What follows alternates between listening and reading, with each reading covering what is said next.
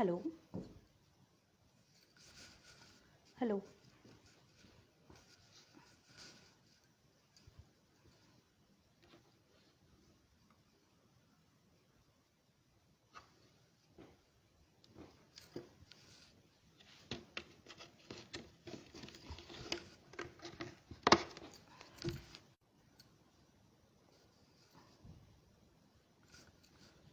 Hello.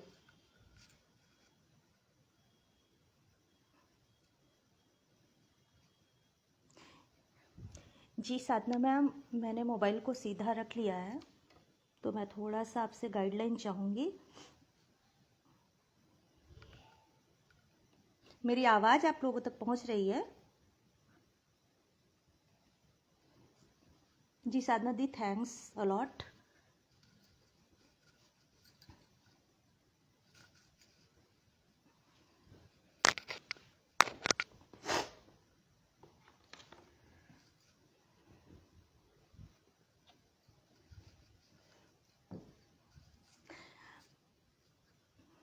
निर्भय sir, आपका message हमें दिख रहा है, तो क्या मैं अभी काव्य पाठ अपना शुरू कर सकती हूँ, या मेरी आवाज़ आप लोगों तक पहुँच रही है?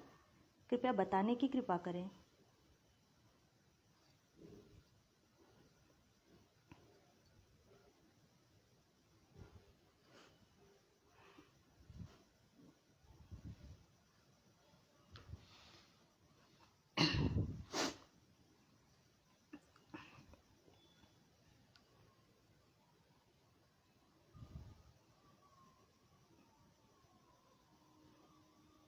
जी विकास सर, मैं देख रही हूँ। मैं कोशिश करती हूँ कि अपना काव्य पाठ अब शुरू करूँ और आप लोगों से जुड़ने का प्रयास करूँ। तो सर्वप्रथम तो मैं अखिल भारतीय काव्य मंच मुंबई के सभी सदस्य, जितने भी लोग जुड़े हैं और जितने अभी जुड़े हैं, सबको मैं नमन करती हूँ। मैं इस रूप में आपको नमन करती हूँ कि आप लोग, एक मंच जो होता है वो सागर के समान होता है, और आप एक बूंद होते हुए भी अपने आप में एक सागर का प्रतिनिधित्व है। तो मैं काव्य विकास मंच मुंबई जैसे विशाल सागर को नमन करती हूँ। नमन करती हूँ माँ शारदे को, और मैं इस मंच की अध्यक्षा और संरक्षिका आदरणीय शोभा त्रिपाठी मैम को प्रणाम करती हूँ। मंच की अध्यक्षा अंजनी द्विवेदी जी को प्रणाम करती हूँ। विकास सागर जी, जो 3 दिन पहले से मुझे इस मंच पर जोड़ने का प्रयास किए और मुझे ये सौभाग्य दिए कि मैं आप सबसे मिल सकूं, आप सब तक पहुंच सकूं। तो आदरणीय विकास मिश्र जी, आपको बहुत बहुत धन्यवाद। ममता बारात जी, आपको मेरा सादर प्रणाम। अनामिका सिंह अविरल, जो इस मंच की संयोजिका हैं, मुझे लग रहा है कि पूरे मंच का संयोजन आप ही कर रही हैं, तो आपको प्रणाम।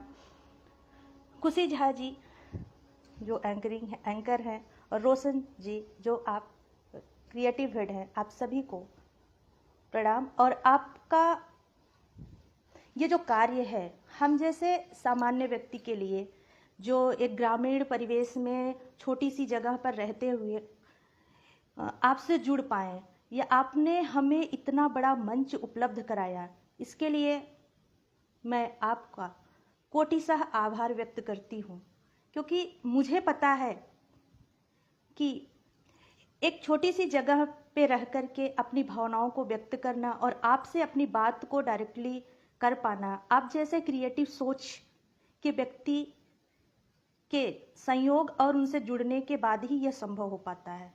तो इस तरीके से मैं आपको प्रणाम ज्ञापित करती हूँ, मंच को प्रणाम ज्ञापित करती हूँ। मैं कुछ अपने बारे में बताना चाहूँगी।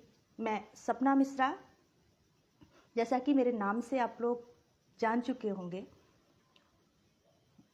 आनापुर, नारायणगंज, कोथरा खुर्द, लंबुआ, सुल्तानपुर, उत्तर प्रदेश की निवासी हूँ। और मेरी शैक्षिक योग्यता MA Hindi, English, Sanskrit, PhD और नेट है। और वर्तमान में मैं UP government school, UP basic school में शिक्षिका के पद पर कार्यरत हूँ। मेरा उद्देश्य बचपन से ही साहित्य सेवा करने का था, जो कि आपसे जुड़ करके पूरा होते हुए नजर आ रहा है। तो मैं एक बार फिर से आपका आभार व्यक्त करना चाहूँगी। और सर्वप्रथम मैं माँ शारदे को नमन करती हूँ कि जिन्होंने अनेक झंझावतों के बावजूद मुझे इस रूप में आपके सामने प्रस्तुत किया। 2 साल हो गए। 14 मार्च 2000 को मैंने अपना लास्ट कवि सम्मेलन किया था। उसके बाद से मैंने ना तो मैं कुछ गुनगुना पाई हूँ, ना तो मैं मंचों पे आई हूँ।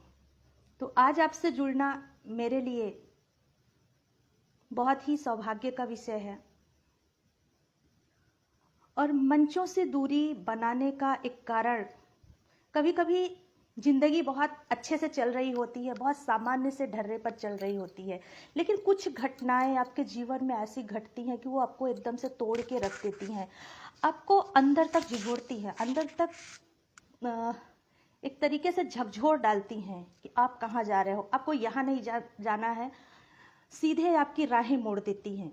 ऐसे ही 16 अप्रैल 2020 की घटना मेरे जीवन को भी झकझोर के रख दिया। कहीं ना कहीं मेरे मन में था कि मैं जल्दी से जल्दी अपनी पीएचडी कर लूँ, पीएचडी करके असिस्टेंट प्रोफेसर के पद पर आसीन हो जाऊँ। लेकिन कहते हैं ना कि आप सोचते कुछ और हैं और होता कुछ और है। 16 अप्रैल 2020 की घटना, पालघर, महाराष्ट्र में 2 संतों को पीट पीट कर मॉब लिंचिंग हुई, आप सब जानते हैं। उनमें से एक दूसरे वाले संत सुशील गिरी महाराज मेरे छोटे भाई थे। इस घटना को पूरी दुनिया ने देखा, सबने अपनी संवेदना व्यक्त की, आपने भी अपनी संवेदना व्यक्त की। मुझे लग रहा है कि यदि आप साहित्य से और मीडिया से जुड़े हुए हैं तो आपको यह घटना अच्छी तरीके से याद होगी। किंतु जैसे जैसे समय व्यतीत हुआ, अन्य घटनाओं की तरह यह घटनाएं भी लोगों के दिमाग से ओझल हो गई। लेकिन शायद मेरे परिवार के होने की वजह से उसने मुझे झिझोड़ा कि अब तक आप शांत थे, समाज में ऐसी घटनाएं होते रहती हैं, आप शांत रहते हो, लेकिन जब आपके परिवार में ऐसी घटना हो रही फिर भी आप शांत हो, ऐसा क्यों? अब तो आपको कुछ करना चाहिए। मैंने उस समय से सोचा कि नहीं, मुझे अपने भाई के लिए लड़ाई लड़नी है, कुछ करना है। मैंने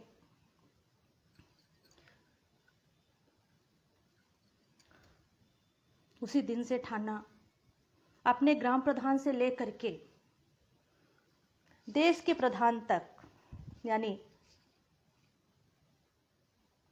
प्रधानमंत्री तक,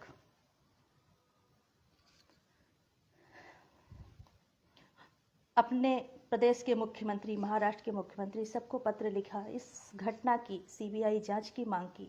संत कल्पवृक्ष गिरी महाराज, संत सुशील गिरी महाराज को न्याय दिलाने की बात की। बहुत लोग, आप जैसे लोग हमारे साथ आए, हमें सपोर्ट किया। लेकिन आज भी उस घटना के 1.5 साल हो जाने के बाद भी उन्हें न्याय मिलता नहीं दिख रहा है। मैंने जिम्मेदार व्यक्तियों की चौखट पर बहुत दस्तक दिया 1.5 साल तक।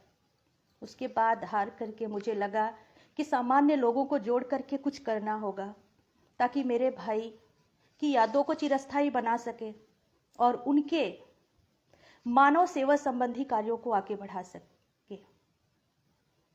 तो इसी का उद्देश्य लेकर के हमने एक ट्रस्ट का गठन किया, संत सुशील गिरी महाराज धर्मोत्थान एवं मानव सेवा न्यास।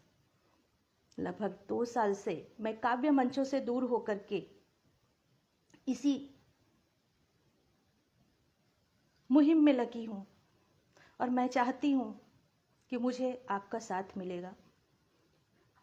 मैंने इस घटना का जिक्र किया। अगर मेरी इस बात को यहाँ रखने से किसी भी भाई बहन को आपत्ति हो तो मैं आपसे हाथ जोड़कर क्षमा प्रार्थी हूँ, क्योंकि मेरी व्यथा है, उस व्यथा को मैंने आप तक रखा। और मुझे लगता है कि कहीं ना कहीं हम सनातन संस्कृति के प्रति, अपने मूल्यों के प्रति, अपने संस्कृति रक्षा के प्रति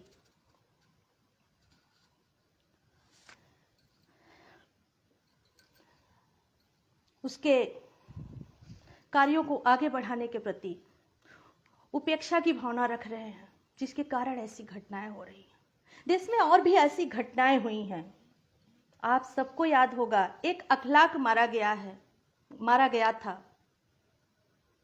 गोकसी के बाद गोमांस खाने पे मॉब लिंचिंग लोगों ने उसकी कर दी थी। मैं कभी भी अखलाक के मारे जाने की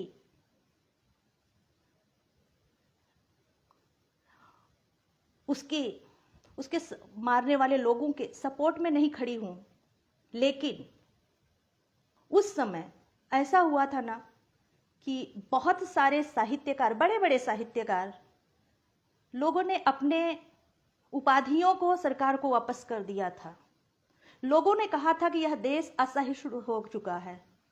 सहिष्णुता असहिष्णुता समझ में नहीं आता है कि इसी देश में जब 2 संतों को, एक अखलाक था, उसने धार्मिक भावनाओं को चोट पहुंचाया था, तो वहां असहिष्णुता आ गई थी। लेकिन यहां 2 संतों को पीट पीट कर मारा गया।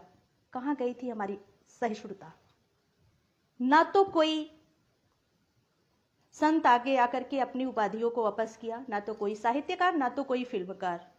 और धीरे धीरे 2 साल हो गए, वो चीजें भी बीत चुकी हैं।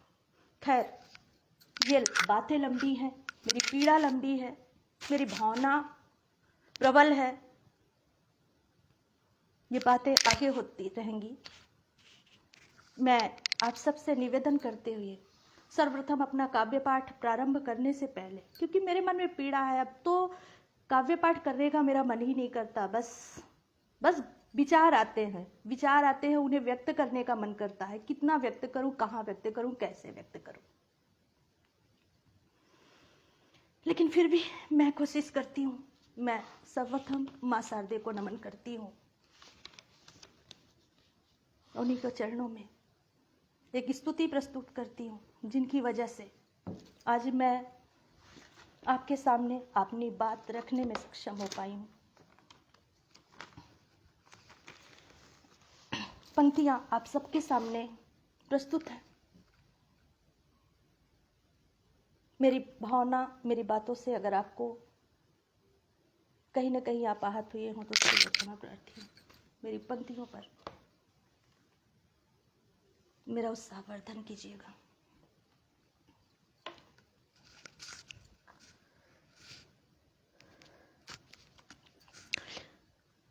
मां शारदे को नमन। पंक्तियां मां के चरणों में समर्पित।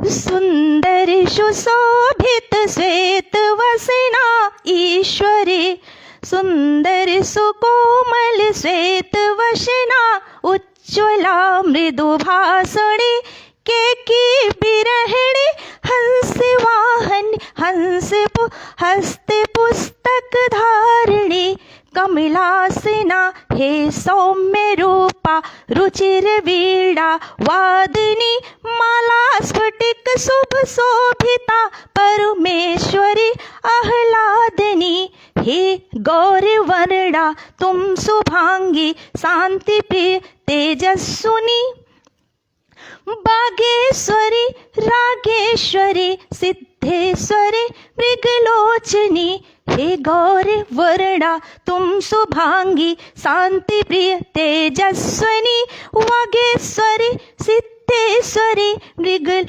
रामेश्वरी मृगलोचनी, ब्रह्मेश्वरी वरदायिनी विद्या कला बुद्धि प्रदा श्रद्धामयी शुचि भारती करुणालयी मां शारदा, वागेश्वरी वरदायिनी विद्या कला बुद्धि प्रदा श्रद्धामयी शुचि भारती करुणालयी मां शारदा, चिरयोगिनी सन्यासिनी तेजस्विनी तपसाधिका, चिरयोगिनी सन्यासिनी तेजस्विनी तपसाधिका, मम हृदय कंज निवास मां शिव आत्मिका सुर पूजिता, मम हृदय कंज निवास मां शिव आत्मिका सुर पूजिता, मम हृदय कंज निवास मां सुर आत्मिका सुर पूजिता, शिव आत्मिका सुर पूजिता, शिव आत्मिका सुर पूजिता। इस समय मुझे देख रहे सभी लोगों का बहुत बहुत आभार। मैं आप लोगों को कमेंट नहीं कर पा रही हूँ क्योंकि मेरे अंदर की भावनाएं प्रबल है, जो कि मुझे लग रहा है कि सामान्य स्थिति में नहीं हूँ, तो मैं अपनी बातें आप तक पहुँचाना ही चाह रही हूँ।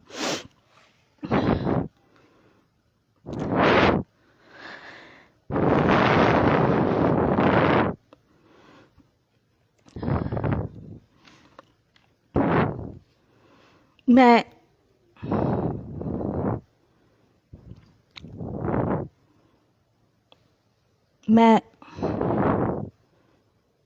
उत्तर प्रदेश सुल्तानपुर में निवासी हूँ और मेरे बगल में ही अयोध्या है। इस समय अयोध्या का राम मंदिर भी बन रहा है। कहीं ना कहीं हम जिस वर्तमान परिवेश में जी रहे हैं, हमारे देश का जो वर्तमान परिदृश्य है, उसमें मूल्यों का क्षरण हो रहा है। ऐसे मूल्य जो पिता पुत्र को, भाई भाई को, माता पुत्र को, परिवार को, समाज को और पर्यावरण को जोड़ के रखते थे। हमारे बाबा ने एक पोथी लिखी, रामचरितमानस। मुझे पता है कि हम में से या हम आपसे जुड़े हैं, आप लोग इसमें कुछ लोग ऐसे भी होंगे जो ईश्वर में आस्था रखने वाले होंगे, या कुछ ऐसे भी लोग होंगे जो ईश्वर में आस्था रखते होंगे। कुछ ऐसे भी हैं जो आस्था तो रखते हैं लेकिन उन्हें सनातन से कोई सरोकार नहीं है। तो मैं, आप जहाँ हैं, जैसे हैं, जिस रूप में हैं, मैं उसी रूप में आपको प्रणाम करती हूँ। लेकिन मैं अपनी बात ये रखना चाहती हूँ कि हिंदुस्तान का एक युवा चेहरा, जिसे हम मर्यादा पुरुषोत्तम राम कहते हैं,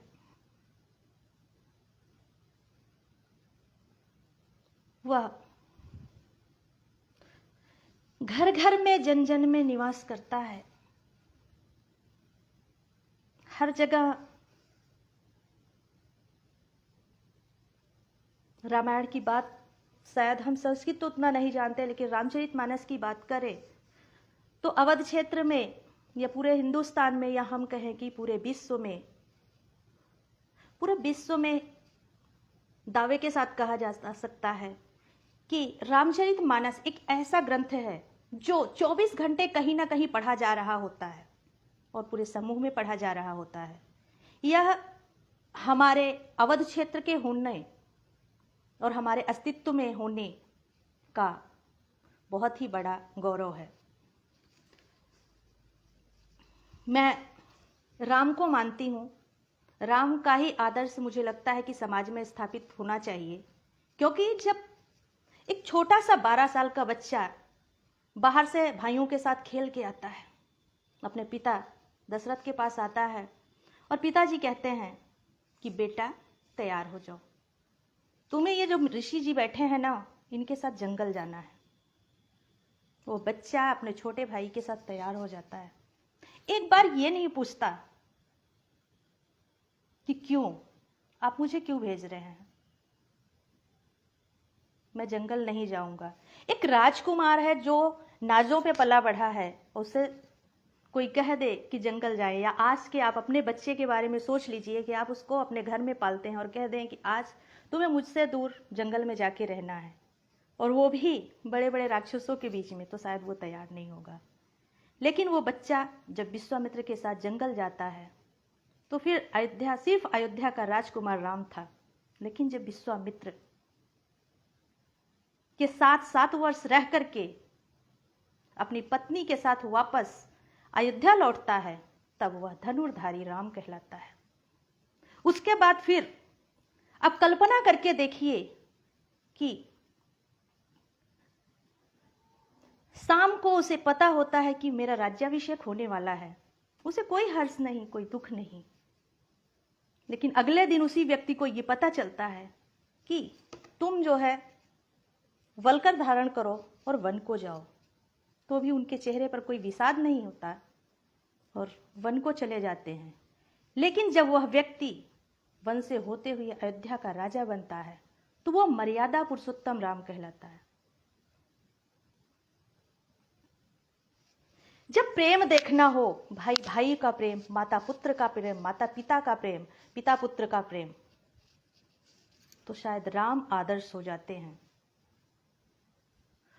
और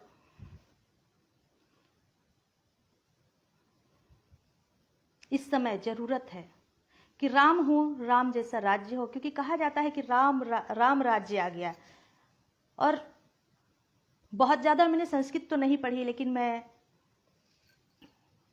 रामचरितमानस के आधार पर इस बात को रख सकती हूं कि जब राम राज्य होता है तो सीधे तुलसी बाबा लिखते हैं कि फूलहि फलहि सदा तरु कानन, रहहि एक सग पर गज पंचानन।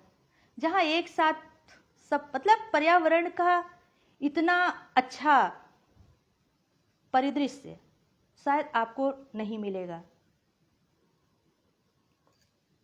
अगर परिवार को देखना हो तो परिवार में जो विश्वास होता है, जो मूल्य होता है, वो अगर कहीं है तो फिर हमें उस राम के चरित्र में ही मिलता है। तो मैं आपसे ये कहूंगी कि आप कृपया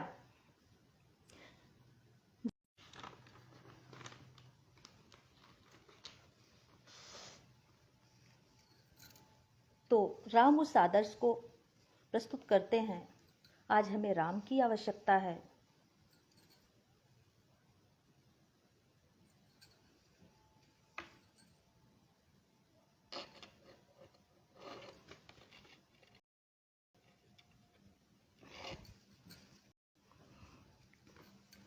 मैं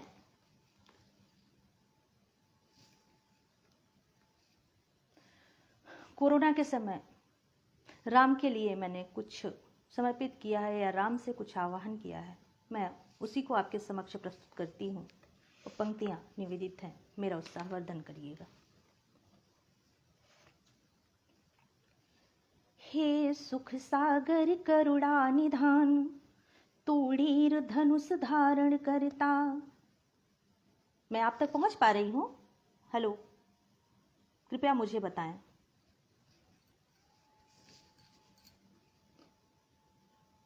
हे सुख सागर करुणा निधान, तूणीर धनुष धारण करता। विश्वामित्र मख के रखवारे, हे शंभु धनुष भंजन करता। हे सर्वेश्वर अंतर्यामी, मनुमथ दाहक रावण हंता। हे सर्वेश्वर अंतर्यामी, मनुमथ दाहक रावण हंता। हे शंभु इष्ट दशरथ नंदन, हे नीलोत्पल राजीव नयन। गौतम की नारी तरण करता। हे शंभु इष्ट दशरथ नंदन, भव रोग विनाशक मुक्ति धाम। खरदूषण त्रिशिरा संहारक, त्रिगुणात्म रूप लक्ष्मी ललाम। हे जनक दुलारी के प्रियतम, हे नीलांबुज श्यामलांग, मर्यादा पुरुषोत्तम स्वामी सच्चिदानंद हे परम धाम। अब त्राहि मची है पृथ्वी पर, झंझावातों से घिरी हुई, कोविड-19 वायरस से पूरी मानवता डरी हुई। हे प्रकृति नियंता हे ईश्वर, हे प्रकृति नियंता हे ईश्वर, तूणीर का फिर संधान करो। मानवता अब खतरे में है, आकर इसका उत्थान करो। मानवता अब खतरे में है, आकर इसका उत्थान करो। मैं इस पद को फिर से दोहराना चाहूंगी, मुझे लग रहा है कि कुछ कट रहा था स्टार्टिंग में। सुनिएगा। हे सुख सागर करुणा निधान, तूणीर धनुष धारण करता, विश्वामित मख के रखवारे, हे शंभु धनुष भंजन करता। हे सर्वेश्वर अंतर्यामी, मनुमथ दाहक रावण हंता, हे नीलोत्पर राजीव नयन, गौतम की नारी तरण करता। हे शंभु इष्ट दशरथ नंदन, भवरोग विनाशक मुक्तिधाम, खरदूषण त्रिशिरा संहारक, त्रिगुणात्म रूप लक्ष्मी ललाम। हे जनक दुलारी के प्रियतम, हे नीलांबुज हे श्यामलांग, मर्यादा पुरुषोत्तम स्वामी सच्चिदानंद हे परम धाम। अब त्राहि मची है पृथ्वी पर, झंझावातों से घिरी हुई, कोविड-19 वायरस से पूरी मानवता डरी हुई। कोविड-19 वायरस से पूरी मानवता डरी हुई।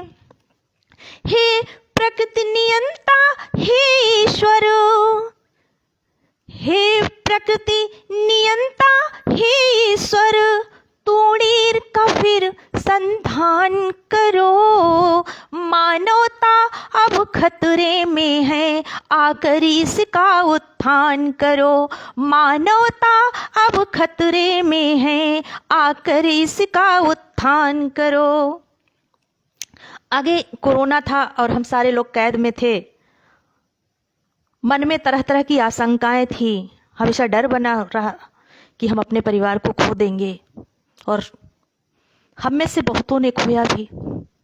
तो मैंने आगे ईश्वर से निवेदन किया,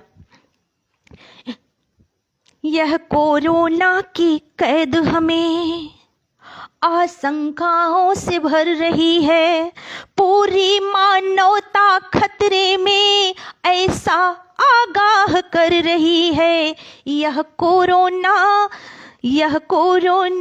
की कैद हमें आशंकाओं से भर रही है, पूरी मानवता खतरे में ऐसा आगाह कर रही है। चाइना अमेरिका इटली सब, चाइना अमेरिका इटली सब घुटनों पर खड़े रो रहे हैं, इतराते अपनी प्रगति पर जो निर्बल असहाय दिख रहे हैं। अमेरिका जैसे तानाशाह देश भी कोरोना के सामने घुटने टेक दिया था। इंडिया ने तो बहुत ही कंट्रोल किया था, लेकिन उस समय अमेरिका की स्थिति बहुत अच्छी नहीं थी। तो वहीं से मैंने पंक्तियां उठाया, चाइना अमेरिका इटली सब घुटनों पर खड़े रो रहे हैं, इतराते अपनी प्रगति पे जो निर्बल असहाय दिख रहे हैं।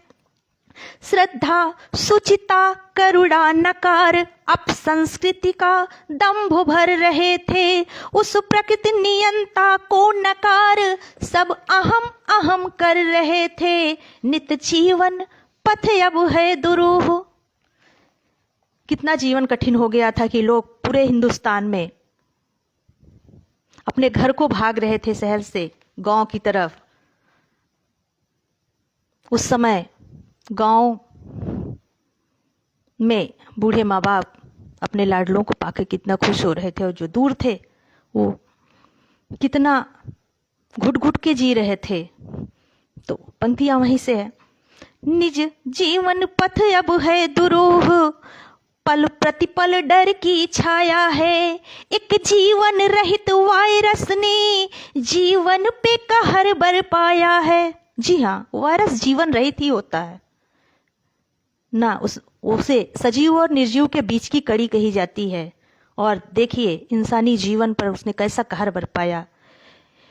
नित जीवन पथ अब है दुरूह, पल प्रतिपल डर की छाया है, एक जीवन रहित वायरस ने जीवन पे कहर बरपाया है।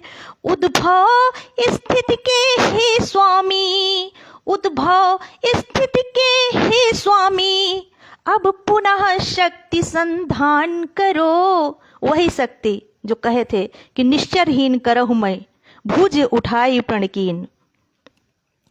उद्भव स्थिति के हे स्वामी, अब पुनः शक्ति संहान करो। मानवता अब खतरे में है, आकर इसका उत्थान करो। मानवता अब खतरे में है, आकर इसका उत्थान करो। आकर इसका उत्थान करो, आकर इसका उत्थान करो। सदर आभार मुझे लगातार इतनी देर तक सुनने के लिए। दरअसल मैं बोल रही हूँ, बड़प्पन मुझ में नहीं, बड़प्पन आप में है कि आप इतनी देर से मुझे सुन रहे हैं। आज का जो ट्रेंड है, आज हर व्यक्ति वक्ता बनना चाहता है, श्रोता बनने की क्षमता लोगों ने खो दी है। और हर व्यक्ति ज्ञानी है, हर व्यक्ति पंडित है।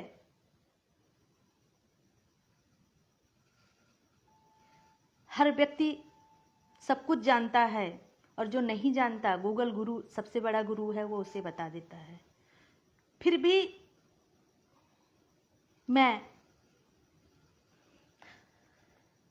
मुंबई काव्य मंच का आभार प्रकट करती हूँ कि आप काव्य मंच से जुड़े हुए लोग या अदर लोग भी मुझे सुन रहे हैं, मुझे समय दे रहे हैं। इसके लिए आप सबका दिल से आभार, दिल से आभार।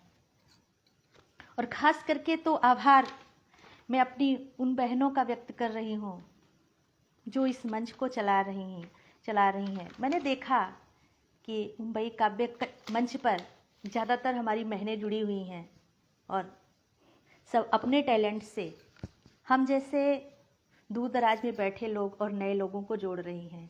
तो आप सभी बहनों को एक बार मेरा नमन। और आपके लिए मैं एक छोटी सी अपनी कविता प्रस्तुत करती हूँ, अपनी कविता के माध्यम से आपको नमन करती हूँ। कविता पर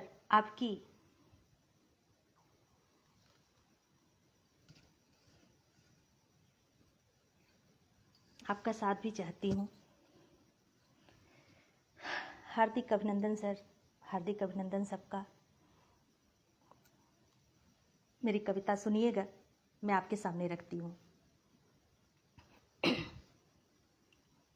मेरी बहनों के लिए, इस समय मुझे सुन रही मेरी बहनों के लिए, मुझे देख रही मेरी बहनों के लिए और देश की सभी बहनों के लिए जो नारी शक्ति के रूप में, जो शक्ति स्वरूपा के रूप में, मातृशक्ति के रूप में विद्यमान है और अपने अवदान से इस देश को आगे ले जा रही हैं, इस देश को आगे बढ़ा रही हैं। कविता पंक्ति के रूप में निवेदित है। आप श्रद्धा हो, विनय हो, कि प्रतिमूर्ति हो, आप मातृशक्ति हो, उसी रूप में आपको नमन। श्रद्धा विनय संकल्पना की शक्ति तुम, श्रद्धा विनय संकल्पना की शक्ति तुम, करुणामयी संवेदना की मूर्ति हो। श्रद्धा विनय संकल्पना की शक्ति तुम, करुणामयी संवेदना की मूर्ति हो। दृढ़ आत्मबल की ज्योति भीषण क्रांति की। ये सब विशेषताएं मेरी बहनों की हैं और आप सबका साथ में चाहूँगी उनके लिए, उनके साथ जुड़ने के लिए और उनका आभार व्यक्त करने के लिए। श्रद्धा विनय संकल्पना की शक्ति तुम, करुणामयी संवेदना की मूर्ति हो, दृढ़ आत्मबल की ज्योति भीषण क्रांति की, उत्कृष्टताओं की विशृंखल पूर्ति हो, दृढ़ आत्मबल की ज्योति भीषण क्रांति की, उत्कृष्टताओं की विशृंखल मूर्ति हो, जड़ रूढ़ियों और क्षुद्रताओं से बधी। हर तरफ किसी भी महिला को नक्शे सीख तक बांध दिया गया है, कहीं धर्म के आधार पर, कहीं परंपरा के आधार पर, कहीं रूढ़ियों के आधार पर। मैं वहीं से अपनी बात को उठाकर आप तक पहुंचाती हूँ। जड़ रूढ़ियों और क्षुद्रताओं से बधी, तुम सौम्यता का हर तरफ संचार हो। मतलब अनेक रूढ़ियों से बधी हुई भी एक स्त्री आप तक सौम्यता ही पहुंचाती है। जड़ रूढ़ियों और क्षुद्रताओं से बधी, तुम सौम्यता की हर तरफ संचार हो, तुम आधुनिकता का नहीं व्यापार हो, तुम ध्वनित वीणा की मधुर झंकार हो, तुम आधुनिकता का नहीं व्यापार हो, तुम ध्वनित वीणा की मधुर झंकार हो, तुम आस्था हो प्यार हो उत्सर्ग हो, तुम आस्था हो प्यार हो उत्सर्ग हो, तुम नेह का दर्पण समर्पित सर्ग हो, तुम आस्था हो प्यार हो उत्सर्ग हो, तुम नेह का दर्पण समर्पित सर्ग हो,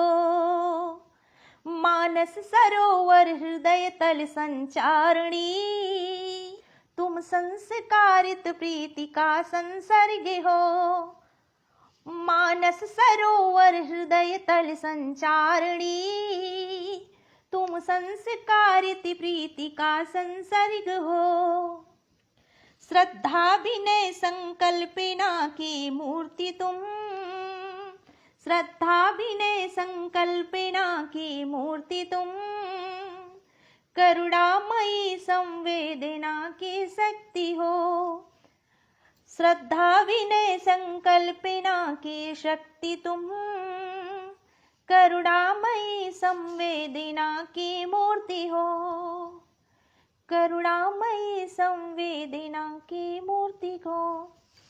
बहुत बहुत आभार।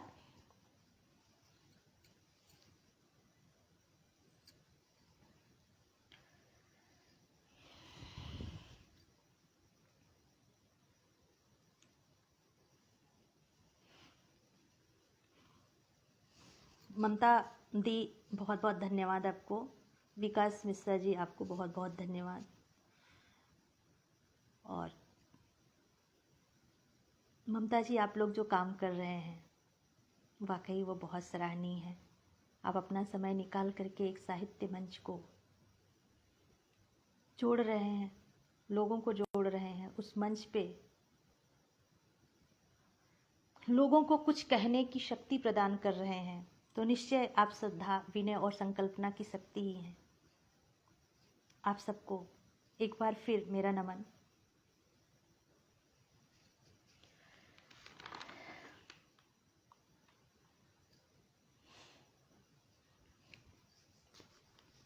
बात जब बेटियों की छिड़ी है तो मुझे लगता है कि बेटियों के साथ बहुत सारी जो नाइंसाफ़ी हो रही है, अगर उसकी चर्चा ना हो तो शायद यह बात अधूरी रह जाएगी। मैं एक शिक्षिका हूँ, शिक्षिका के रूप में रहते हुए मुझे जागरूकता रूपी अनेक ट्रेनिंग करनी पड़ती है। तो उसी में एक मीना मंच भी है जिसमें बेटियों को जागरूक करना रहता है, खासकर किशोरियों को। तो उसी ट्रेनिंग के दौरान मैंने एक गीत बेटियों के लिए लिखा था। जो एक बेटी अपनी बात को समाज के सामने रखती है कि उसे भी आगे बढ़ना है, वो कहती है कि हर कुरुक्षेत्र में मैं उतारी गई हूँ, फिर भी आप बेटी समझ करके मुझे गर्भ में क्यों मारते हैं? भैया की तरह मैं भी आपकी सेवा करती हूँ, मैं भी आपका उनसे ज़्यादा ख्याल रखती हूँ, फिर भी आप मेरे साथ ऐसा दुराव क्यों करते हैं? वह समाज से पूछती है कि मैं भी देश का प्रशासन संभालती हूँ, देश के अनेक पदों पर प्रतिष्ठित हूँ, देश के संसद में अपने कदम रख चुकी हूँ, फिर भी आप मेरे साथ इतना अन्याय क्यों करते हैं? मैं भी देश का हवाई यान उड़ाती हूँ, वायुयान, और सीमा पे जाकर के लड़ती हूँ, फिर भी मेरे साथ इतना अन्याय क्यों? वहीं से मैं अपनी पंक्तियाँ आप तक रखती हूँ, समर्थन करिएगा।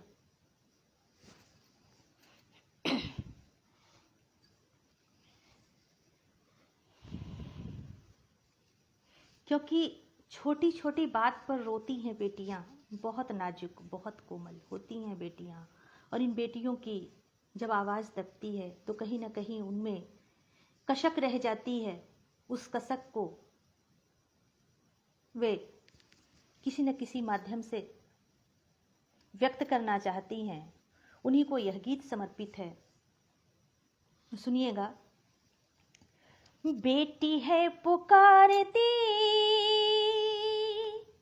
पुकार सुन लीजिए, बेटी है पुकारती, पुकार सुन लीजिए, बेटा और बेटियों में भेद मत कीजिए, बेटा और बेटियों में भेद मत कीजिए, बेटी भी है अंश तेरा, जन्म लेने दीजिए, हाँ जन्म लेने दीजिए, हाँ जन्म लेने दीजिए, बेटी भी है अंश तेरा, जन्म लेने दीजिए, हाँ जन्म लेने दीजिए, खुद की गोद में छुपा के उसको सोने दीजिए, हाँ इसको सोने दीजिए, इस तरह न मारिए, रो तो लेने दीजिए, इस तरह न मारिए, रो तो लेने दीजिए, प्यारी सी है दुनिया इसे देख लेने दीजिए, प्यारी सी है दुनिया इसे देख लेने दीजिए। जी, मुझे लग रहा है मेरी आवाज़ आप तक नहीं पहुंच रही है, मैं फिर से शुरू करती हूँ। बेटी है पुकारती, पुकार सुन लीजिए, बेटी है पुकारती, पुकार सुन लीजिए, बेटा और बेटियों में भेद मत कीजिए, बेटा और बेटियों में भेद मत कीजिए, बेटी भी है अंश तेरा, जन्म लेने दीजिए, हाँ जन्म लेने दीजिए, हाँ जन्म लेने दीजिए, खुद की गोद में छुपा के उसको सोने दीजिए, हाँ उसको सोने दीजिए, इस तरह न मारिए, रो तो लेने दीजिए, इस तरह न मारिए, रो तो लेने दीजिए, प्यारी सी है दुनिया इसे देख लेने दीजिए, प्यारी सी है दुनिया इसे देख लेने दीजिए।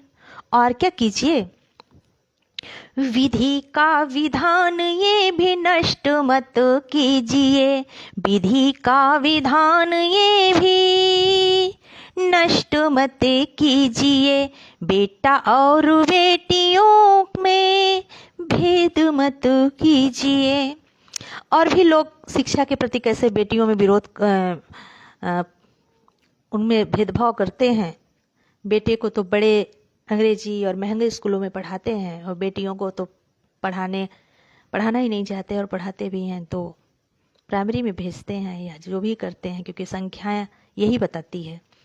बेटा इंग्लिश मीडियम में, बेटी पाठशाला क्यों, बेटी पाठशाला क्यों, बेटी पाठशाला क्यों, बेटा इंग्लिश मीडियम में, बेटी पाठशाला क्यों, बेटी पाठशाला क्यों, दूध दही बेटा जूठन बेटी का निवाला क्यों, बेटी का निवाला क्यों, बेटा जैसी परवरिश बेटी को भी दीजिए, बेटा जैसी परवरिश बेटी को भी दीजिए, पास में बुला करके इन्हें भी प्यार कीजिए। वो भी प्यार चाहती हैं आपसे। पास में बुला करके इन्हें भी प्यार कीजिए। सपने इनके भी बड़े हैं पंख आप दीजिए, सपने इनके भी बड़े हैं पंख आप दीजिए, बेटा और बेटियों में भेद मत कीजिए, बेटा और बेटियों में भेद मत कीजिए। और हमारे यहाँ की क्या दुष्प्रथा है, ये कैसी दुष्प्रथा है ये कि बेटों वाली चाह है, बेटों वाली चाह है, सच बताओ बेटी होना क्या बड़ा गुनाह है, क्या बड़ा गुनाह है, कोख में ही मारते हो क्या यही उपाय है, कोख में ही मारते हो क्या यही उपाय है, जीवन दायिनी का यहाँ होता है क्यों संहार है, जीवन दायिनी का यहाँ होता क्यों संहार है। शायद आप भूल जाते हैं कि अब बेटी ही नहीं बचेगी तो बहू कहाँ से पाओगे। प्रत्येक पुरुष ये चाहता है कि उसके पास एक अच्छी माँ हो, एक अच्छी बीबी हो, एक अच्छी गर्लफ्रेंड हो, एक अच्छी बहन हो, पर वो बेटी नहीं चाहता। पता नहीं क्यों वो भूल जाता है कि बेटी के बगैर माँ, बहन, बेटी, गर्लफ्रेंड किसी का भी अस्तित्व नहीं है। अगर है तो बताइए, क्या बेटी के बगैर औरत का कोई और रूप आपके सामने आ सकता है? तो ये ज्वलंत मुद्दा है। सरकार को इस पे कितना काम करना पड़ रहा है। बेटी बचाओ, बेटी पढ़ाओ, अनेक योजनाएं लानी पड़ रही हैं, लेकिन हम जागरूक नहीं हो रहे। हमारे देश में मुगलों के आक्रमण के समय से ही यह चला आ रहा है कि बेटियों के प्रति अत्याचार हो रहे हैं। पहले के लोग भी बेटियों को मार देते थे, लेकिन वो तो जन्म लेने के बाद मारते थे। आज हम अपने आप को पढ़े लिखे और टेक्नोलॉजिस्ट कहते हैं, हम तो उनको गर्भ में ही मार देते हैं। पंक्तियां वहीं से निवेदित हैं। कहीं ये आपके हृदय को उद्वेलित करे, मेरी बात आपको छू जाए तो मुझे बताइएगा।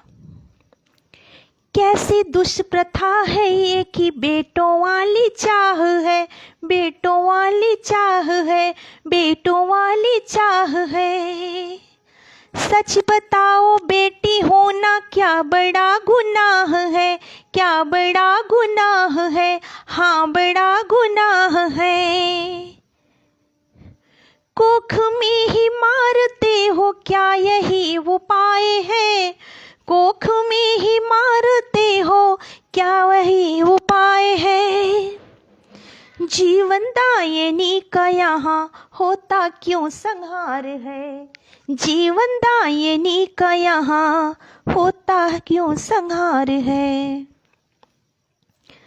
जीवन दे के इनका भी भविष्य अब संवारिए।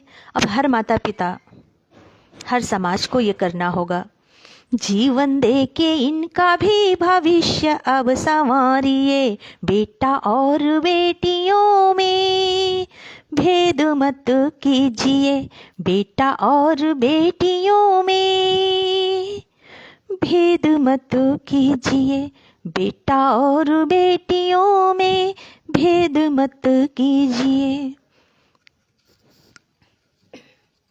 बहुत बहुत आभार आपका लगातार मुझे सुनने के लिए। मुझे लग रहा है कि अब समय भी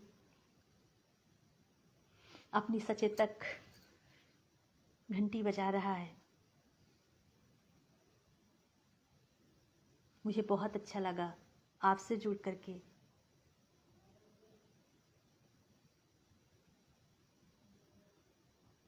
आप लगातार आपके कमेंट्स देख करके मैं आपके कमेंट्स का जवाब नहीं दे पा रही हूँ, उसके लिए मैं आपसे माफ़ी चाहूँगी, क्योंकि मैं अभी इन सब चीज़ों से बिल्कुल अछूती रही हूँ।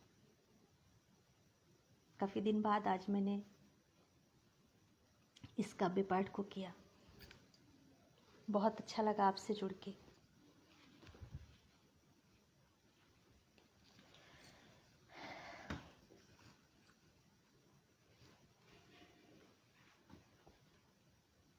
मैं अवध क्षेत्र की हूँ और अवधी यहाँ की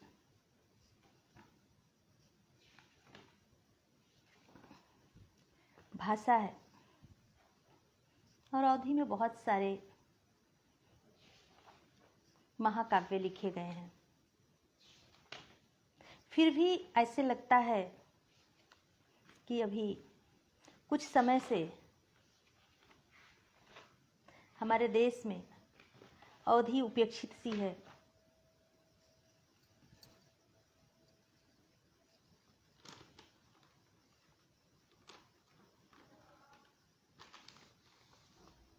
मैंने मुंबई से ही बाला साहब ठाकरे जी द्वारा निकाला गया पत्र सामना के लिए स्टार्ट किया था। उसका मुझे लगता है संडे को एक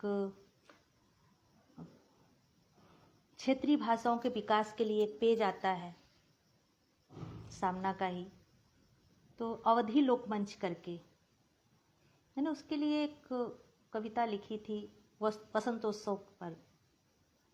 शायद मुझे लग रहा है कि अभी मैं आपको शायद ना सुना पाऊँ, लेकिन एक चूँकि जाते जाते होली आने वाली है और ये वसंत का समय है, तो मैं उसमें से सिर्फ कि समय हो चुका है तो मैं आपको एक बंद ही रखूंगी।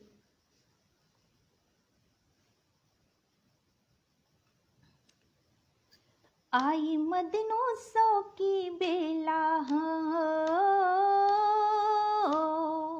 आई मदनोत्सव की बेला, सब गले बराई गेहुआ गए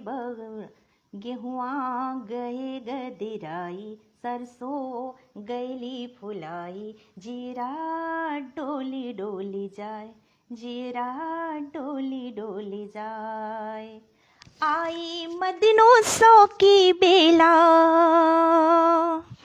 आई मदनोत्सव की बेला, सब गले बोराई गेहुआ गए गदिराई, सरसों गैली फुलाई, जीरा डोली डोली जाए। फूल कली पाती डारी कैसन उमंग निराली।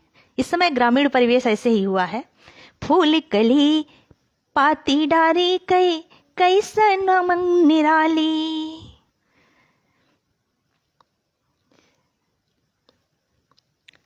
पहने धारी तार घंघरिया, पहने धारी तार घंघरिया प्रकृति ओढ़े हरियाली, महुआ गईले फुलाई अमुआ गए बौराई, जीरा डोली डोली जाए, महुआ गईले फुलाई अमुआ गए बौराई, जीरा डोली डोली जाए। जामुने नीम से मलटे सो सब गईले हैं फुलाई। बसंत का मौसम है और फूल फिजा में अपनी मादकता बिखेर चुके हैं। चारों ओर सुगंध और आलस्य का मौसम है। पंक्तियां वहीं से उठाई गई हैं, वहीं से निवेदित हैं। ये जामुन नीम से मलटे सो सब गईले हैं फुलाई, नीली पीली हरी जामुनी, नीली पीली हरी जामुनी सतरंगी बन आई, प्रकृति ले अंगड़ाई नौ श्रृंगार बनाई, जीरा डोली डोली जाए, प्रकृति ले अंगड़ाई नौ श्रृंगार बनाई, जीरा डोली डोली जाए। गेंदा गुलाब जूही चंपा सब गईले हैं फुलाई, गेंदा गुलाब जूही चंपा सब गईले हैं फुलाई, नीली मलय समीर सुगंध सुहानी, मलय समीर सुगंध सुहानी, मलय समीर सुगंध सुहानी सब गले बोराई, किसले वासना लगाई, केसर कली लहलहाई, जीरा डोली डोली जाए, किसले वासना लगाई, केसर कली लहलहाई, जीरा डोली डोली जाए। गौरैया सब फुदकन लागी पीऊ संग खेल रचाई। पक्षियों में भी वसंतोत्सव पर कैसी मादकता आ जाती है। गौरैया सब फुदकन लागी पीऊ संग खेल रचाई, सारंग मोर पपीहा सारस, सारंग मोर पपीहा दादुर सब में प्रीत समाई, मुरवा नाच दिखावे कोयल कूके सुनावे, जीरा डोली डोली जाए, मुरवा नाच दिखावे कोयल कूक सुनावे, जीरा डोली डोली जाए। ये तो पशु पक्षियों पौधों मतलब पूरा प्रकृति का चित्रण हुआ। हम इंसानों की क्या स्थिति होती है बसंत में। सब में नवीनता का संचार होता है, सब में ऊर्जा का संचार होता है। प्रसाद जी ने लिखा है कि प्रकट करती जड़ में स्फूर्ति, ऐसे ही वसंत में जड़ में भी स्फूर्ति आ जाती है। हम मनुष्यों की क्या स्थिति होती है वहीं से पंक्तियां निवेदित हैं। जागे सब नैनों में यौवन सब में प्रीति समाई, जागे सब नैनों में यौवन सब में प्रीति समाई, कांधा संग राधा मिली नाची, कांधा संग राधा न मिली नाची, देवर संग भौजाई, रसिया हो या हो गुरिया, बाबा हो या मयरिया, जीरा डोली डोली जाए, रसिया हो या हो गुरिया, बाबा हो या मयरिया, जीरा डोली डोली जाए। आई मदनोत्सव की बेला हो, आई मदनोत्सव की बेला सब गले बोराई, गेहुआ गए गदिराई, सरसों गए खिल फुलाई, जीरा डोली डोली जाए, जीरा डोली डोली जाए, जीरा डोली डोली जाए। बहुत बहुत धन्यवाद आप सबको। जाने से पहले मैं 4 पंक्तियों के माध्यम से आपको होली की शुभकामना देना चाहती हूँ। होली आपके जीवन में रंग और तरंग भरे।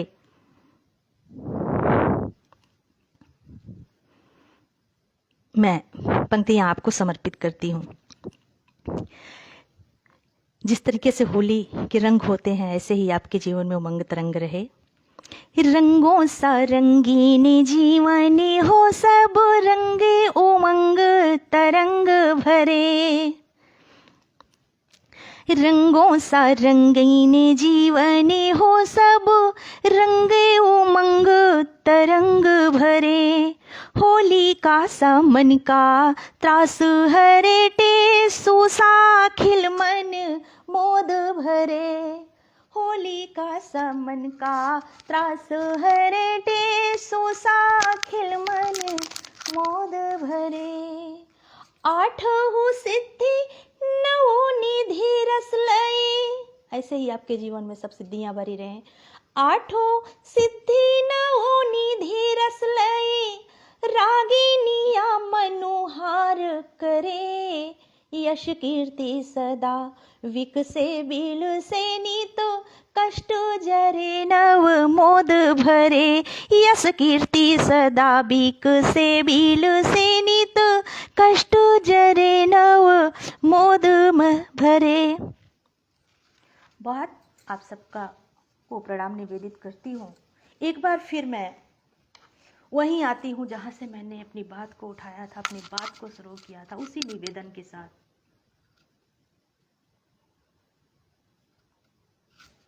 पालघर महाराष्ट्र की घटना पर मैंने एक मुहिम चलाई है। संत सुशील गिरी महाराज धर्मोत्थान एवं मानव सेवा न्यास। मैं अपनी एक कविता के माध्यम से अपने देश के दो संतों को और अपने छोटे भाई को श्रद्धांजलि अर्पित करती हूँ। मुझे उम्मीद है, मुझे विश्वास है कि आप हमारे साथ जुड़ेंगे, हमें सपोर्ट करेंगे और मेरे भाई को न्याय दिलाने में मेरे साथ अनवरत खड़े रहेंगे। मैं संत शिरोमणि संत द्वय को नमन करते हुए श्रद्धांजलि अर्पित करती हूँ अपनी पंक्तियों के माध्यम से। उस घटना को याद करिए जिन्होंने वीडियो देखा होगा, पालघर महाराष्ट्र की, जब दो संतों को 30 से 32 पुलिस वालों के सामने आतताई भीड़ द्वारा पीट पाट कर मारा जा रहा था। कल्पवृक्षगिरी महाराज घुटनों के बल बैठ करके रहम की भीख मांग रहे थे। पंक्तियां आपके सामने हैं, मैं श्रद्धांजलि व्यक्त करती हूँ। उस करुण क्रंदन चीख की, उस करुण क्रंदन चीख की, जो मांग रही अभयदान है। उस परिदृश्य को याद करिएगा, जिसने भी देखा होगा, मुझे पता है कि आप सबने देखा जरूर होगा। उस करुण क्रंदन चीख की, जो मांग रही अभयदान है। वर्णित करूं कैसे, मुझे मिलता नहीं उपमान है। हे भाई, तेरी शांत श्याम छवि बस मन पटल पर छाई है। हा विधिना कैसी एक रात अमावस बन कहर ढाई है। तेरे मुख पर तेज, तेरे मुख पर तेज, तेज में भी सौम्यता थी। तेरे मुख पर तेज, तेज में भी सौम्यता थी। तेरे स्वर पर ओज, ओज में भी मधुरता थी। तू संत रूप धार कर संस्कृति का रखवाला था। तू संत रूप धार कर संस्कृति का रखवाला था। पर कैसे अधम जानवरों से पड़ा तेरा पाला था। पर कैसे अधम जानवरों से पड़ा तेरा पाला था। जो कातर अश्रुपूरित नैनों पर तरस नहीं खाए, जो कातर अश्रुपूरित नैनों पर तरस नहीं खाए। घुटनों के बल बैठ कल्प जी। याद करिए वो परिदृश्य, जब घुटनों के बल बैठकर 70 साल का बूढ़ा संत रहम की भीख मांग रहा था, जीवन दान मांग रहा था। जो कातर अश्रुपूरित नेत्रों पर तरस नहीं खाए। घुटनों के बल बैठ कल्प जी जीवन के लिए लड़खड़ाए। जीवन के लिए गिड़गिड़ाए। नर पिशाचों के पिपासा में लहू की प्यास थी, नर पिशाचों के पिपासा में लहू की प्यास थी। पीटा, रौंदा, कुचला, गोदा जब तक अंतिम सांस थी। पीटा, रौंदा, कुचला, गोदा जब तक अंतिम सांस थी। जब प्राण पखेरु उड़ गए, जब प्राण पलायन कर गए, इतने से भी संतोष नहीं आया। जब प्राण पलायन कर गए, इतने से भी संतोष नहीं आया। निर्मल, कोमल, शांत हृदय की आंखों पर कहर बरसाया। दोनों संतों की आंखें फोड़ दी गई थी, यहां तक कि उनके पेट से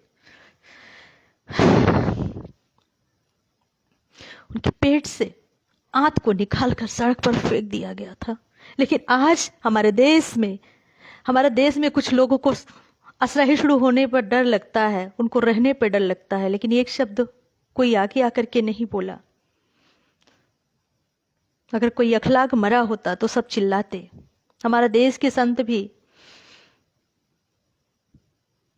एक बार आवाज उठाकर बंद हो गए। मैं उन सभी से अपील करती हूं, प्लीज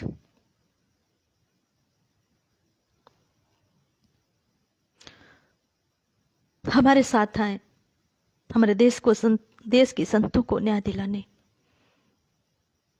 में हमारा साथ दें। जब प्राण पखेरु उड़ गए, इतने से भी संतोष नहीं आया। निर्मल, कोमल, संत हृदय की आंखों पर कहर बरपाया। क्या उन अधमों को शौर्य दिखाना था अपने बापों को? किसको दिखाना चाह रहे थे वह शौर्य? क्या उन अधमों को शौर्य दिखाना था अपने बापों को, जो सरिया लेकर फोड़ दिए निर्मल निरीह उन आंखों को, जो सरिया लेकर फोड़ दिए निश्चल निरीह उन आंखों को? और पुलिस ने अपनी क्या जिम्मेदारी निभाई? जो रक्षक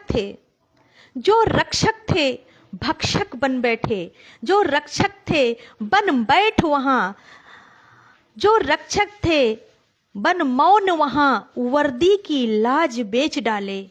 जो रक्षक थे बन मौन वहां, वर्दी की लाज बेच डाले। यहां तक कि कल्पवृक्षगिरी महाराज हाथ पकड़ लेते हैं एक पुलिस वाले का, और पुलिस वाला हाथ छुड़ाकर उनको भीड़ के हवाले कर देता है, भीड़ के सामने ढकेल देता है। यह बात आप जरूर याद रखें। जो रक्षक थे बन मौन वहां, वर्दी की लाज बेच डाले। सम्मान देश करता जिनका, अपमान लाश की कर डाले। लाश को भी किस तरीके से लेकर के गए हैं। कैसे भूलूं मेरे भाई, कैसे भूलूं मेरे भाई उन निर्मम विभत्स नजारों को, तेरी उन अलरी चीखों को, तेरी उन अलरी चीखों को, उन पहने तेज औजारों को।